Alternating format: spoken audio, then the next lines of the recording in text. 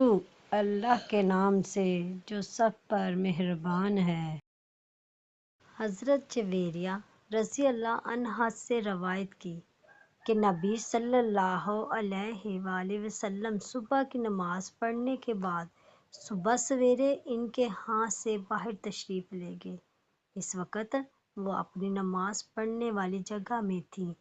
پھر دن چڑھنے کے بعد آپ صلی اللہ علیہ وآلہ وسلم کے پاس واپس تشریف لائے تو وہ اسی طرح بیٹھی ہوئی تھیں۔ آپ نے فرمایا، تم اب تک اسی حالت میں بیٹھی ہوئی ہو جس پر میں تمہیں چھوڑ کر گیا تھا؟ انہوں نے عرض کی، جی ہاں۔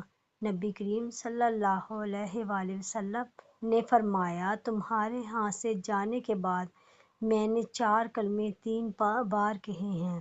اگر ان کو ان کے ساتھ تولا جائے جو تم نے آج کے دن اب تک کہا ہے تو یہ ان سے وزن میں بڑھ جائے۔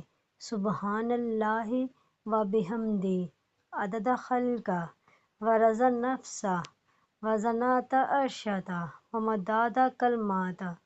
پاکیزگی ہے اللہ کی اور اس کی تعریف کی ساتھ جتنی اس کی مخلوق کی گنتی ہے اور جتنی اس کو پسند ہے اور جتنا اس کے عرش کا وزن اور جتنی ان کے کلمات کی سیاہی ہے۔